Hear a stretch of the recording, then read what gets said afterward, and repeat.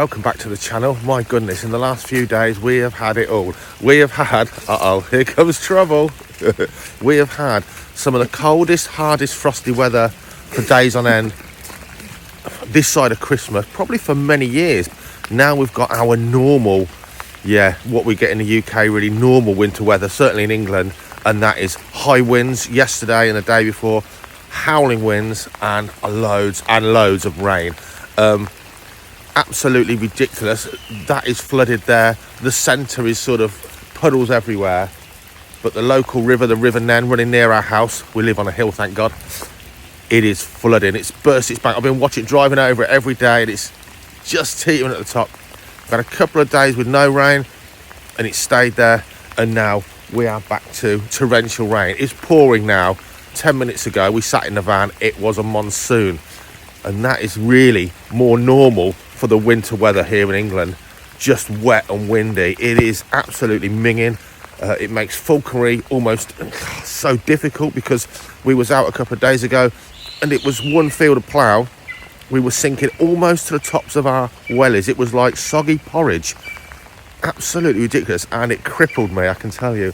Today it's really feed the birds only. I'm not going to get a single bird out today, really. We're just going to feed those birds and leave them tucked up, because I think this is setting for the day. In other news, afterwards we're going to go and get a Christmas tree. We've got to get this kid under control. Just sort of move the Asian forest scorpion to a new enclosure. So they do like a relatively deep substrate, deeper the better, that they can tunnel down in, somewhere they can just get under. So a nice little tight hidey hole. They want their backs almost touching the top. They don't want to be under, I don't know, an upturned flower pot. They want that sort of really tight space, scorpions. A bit of leaf mulch on there, water source, and she's just been upgraded into where my last few hissing cockroaches were. But now we've got a lot more of those, thanks to Bryony Wildsmith. Now they're in something bigger. And this guy's going here. Had him a few years now. They live a long time, scorpions. I used to breed these and did the same thing, the same thing I do so often. I had a lovely colony of purple jewel beetles. I used to breed these. I ended up giving all the youngsters away and too much surplus away. Ended up with almost none, and I ended up with just one odd one. And they still come in wild caught. You can get these cheap at any bug show, but of course if you can get them captive bred, so much the better. Easy to keep. They will pinch and sting now and again, but yeah, very handleable. Not a problem at all. I find the stings of these Asian forest scorpions, I don't know, 3 or 4 times worse than a wasp sting or a bee sting.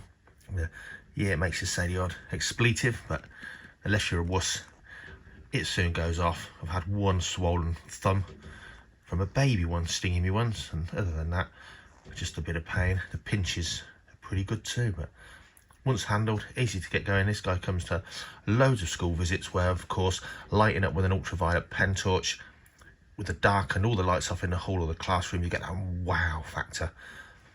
But do I let the kids hold her? No, I don't. These are lovely. The blue beauty snakes, the Vietnamese blue beauties. I also said I'd only stick and breed these. Not bothered with all the other beauties, the Chinese, the Thai and so on. But yeah, I did get tempted by a young Ridley's Cave Racer, which is growing on. Hopefully we're going to mate for him in the future.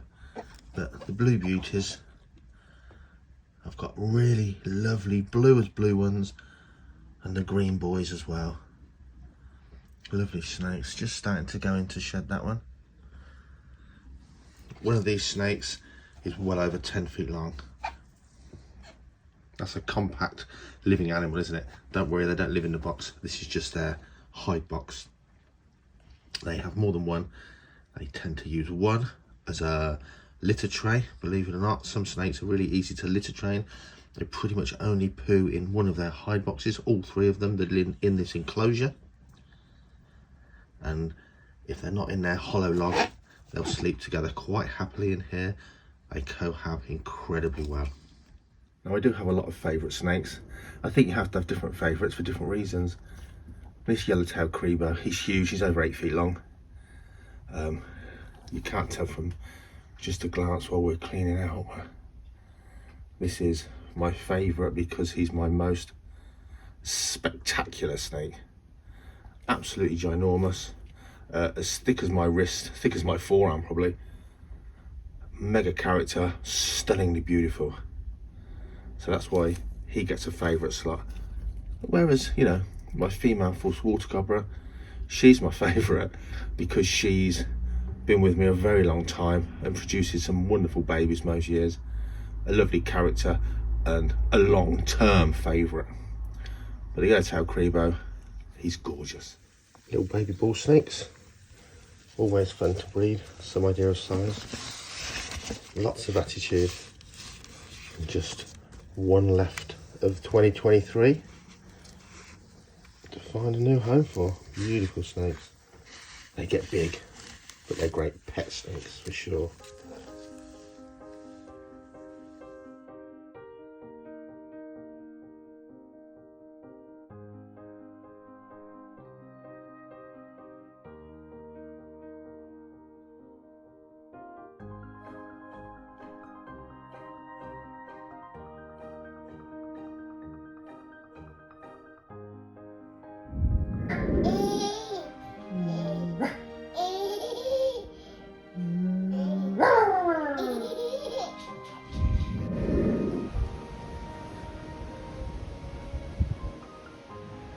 A great grey owl.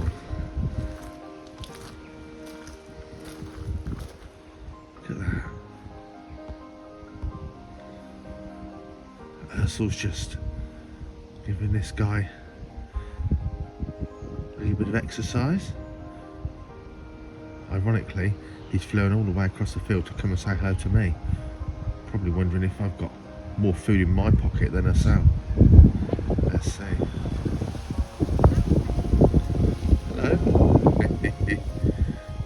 They have got the most gormless and strange looking face of any owl.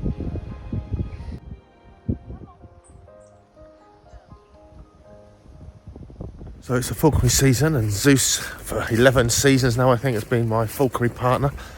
But days where we don't have sort of hours to go out looking for game, we'll keep him fit, and we'll keep him fit by using a rope line, and that means it just drags enough that this guy can't just flap his wings a couple of times and glide all the way to me for a small reward. He has to keep pumping those wings and working the wings, and that keeps obviously his cardio up and builds muscle. In essence, it's just like this golden eagle going to the gym. It is gym day. I'll put it on a time lapse and we'll see if we can get any idea of it from a distance. Because I forgot my tripod, we're going to use the fence for the phone to sit on, but we'll see.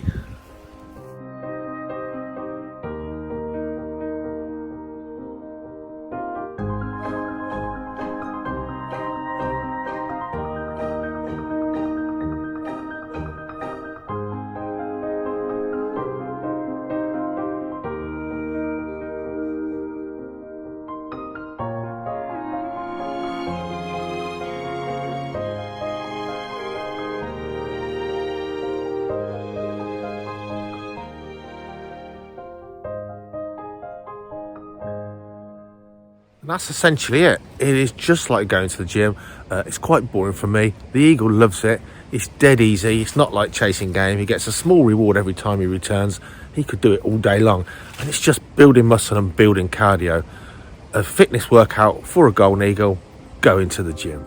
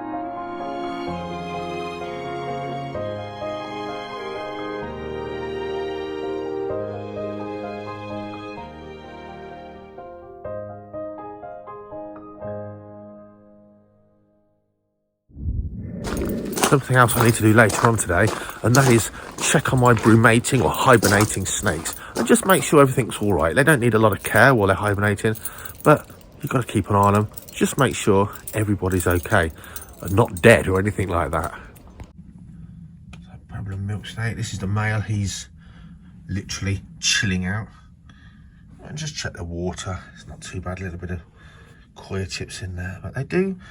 If it warms up a little bit, they will occasionally have a drink. That's really important, that they can be hydrated. So snakes don't go into a deep torpor like a hibernating mammal. Their body functions are just basically slowed down incredibly much by the cold. If it warms up a bit, they're a bit more mobile, and so on and so forth. The male black rat snake, you can see, is like, "Wait, what are you doing?" So again, we're not going to play with them or upset them, but just to check, make sure everybody's chilling out. There's a female problem milk snake. She's, I don't know, 15, 18 years old now. Hang on, let's think. Yeah, she's about 15 years old. She's retired from breeding. She's one of the school education snakes. We can talk about Batesian mimicry and things like that. But for now, no work for her. Just a long chill out for winter. Wonderful species here, the Russian rat snake. Incredibly cold tolerant animals, incredibly cold tolerant. That'll certainly be capable of moving around if disturbed. But relaxing and whiling away the winter. Something different in here, the Mediterranean tortoises. All snuggled up there.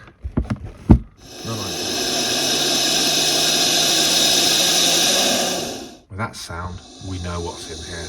We don't have to see it. There's nothing that can hiss as loud as a North American bull snake. Malcolm. Actually, this isn't Malcolm.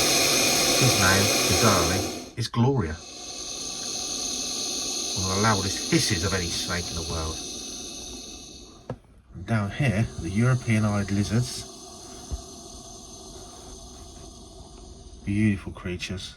They really are. But everyone seems okay. On to the next thing.